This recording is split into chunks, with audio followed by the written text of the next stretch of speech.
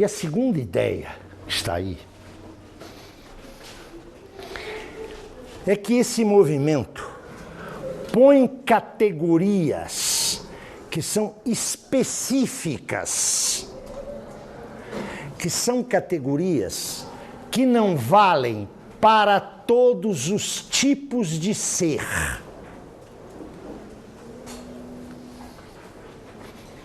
Para Marx, o que está por trás disso não é apenas que o ser é um ser em movimento, mas está a especificidade dessas categorias.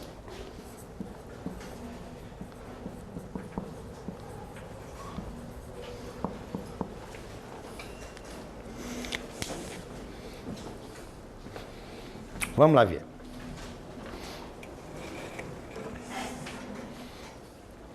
O ser que nós conhecemos tem níveis. O ser é unitário, mas ele não é identitário. Atenção, é preciso distinguir unidade de identidade.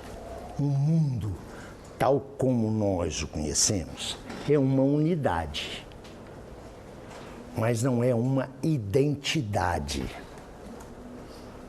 O mundo é uma unidade de diversidades.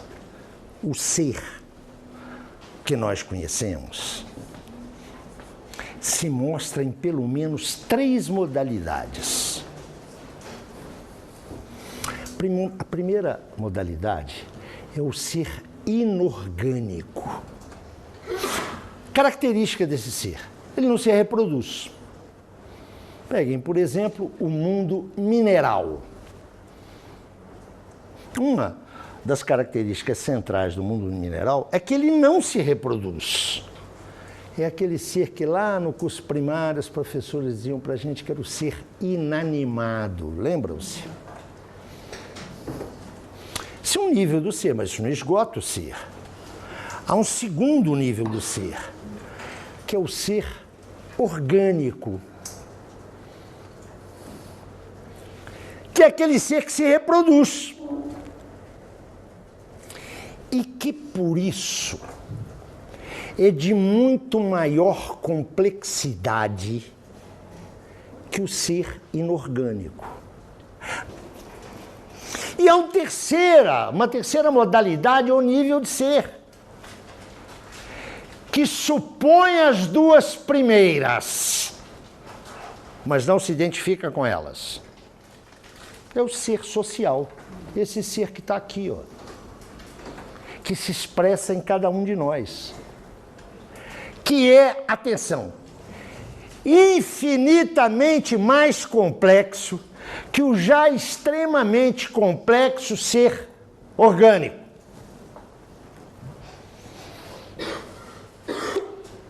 Não há 3 seres, há 3 modalidades de ser, 3 níveis do ser, que se diferenciam pela sua complexidade.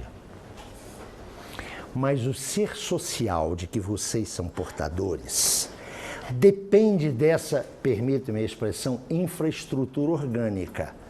Depende delas, mas não se esgota nelas.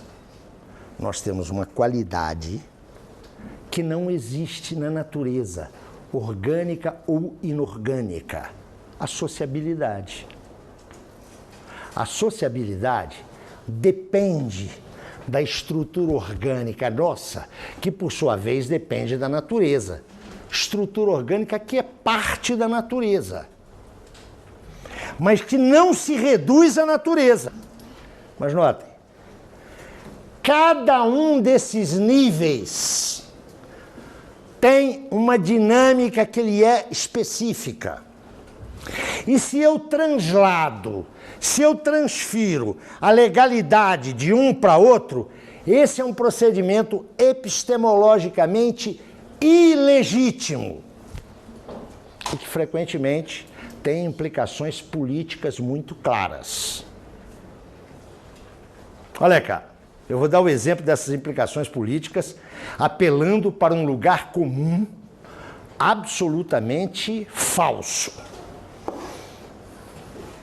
Imaginemos que Charles Darwin tenha dito que o processo de seleção das espécies deu-se porque as mais fortes ganharam a luta pela sobrevivência. Isso é uma mentira.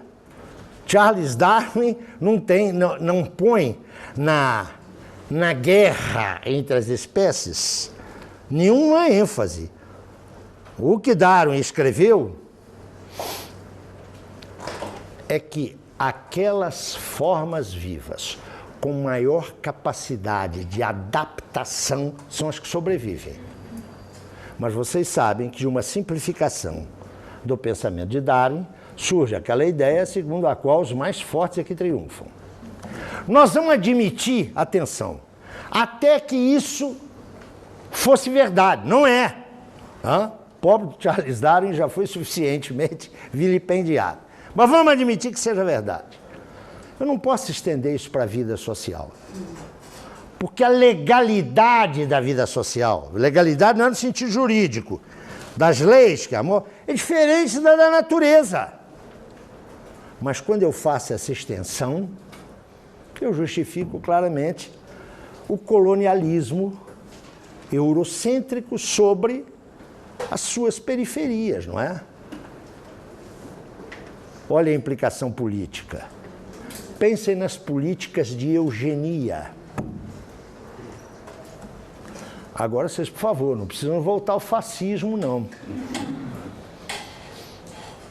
No finalzinho dos anos 90, no princípio dos anos... Perdão, finalzinho dos anos 80 e na entrada dos anos 90, o pessoal da educação deve conhecer bem isso, um pool de universidades americanas patrocina uma pesquisa para, atenção, final dos anos 80 e início dos anos 90, para saber do rendimento dos estudantes no ensino fundamental norte-americano. E depois de pesquisas científicas, com doutores, pós-doutores, só gente qualificada, eles constataram que os filhos dos imigrantes da América Central e os filhos de negros apresentavam um baixo rendimento escolar. E publicaram essa pesquisa da Kilwell Bells, a tradução é a curva dos sinos, onde se provava cientificamente que filho de preto e filho de chicano era menos inteligente. Não é por acaso esse tipo de pesquisa, não é? Como se elementos genéticos dessem fundamento a comportamentos sociais. Toda vez que a gente desloca uma legalidade, admitindo-se que ela seja comprovada, de um plano do ser para o outro, nós estamos cometendo graves equívocos.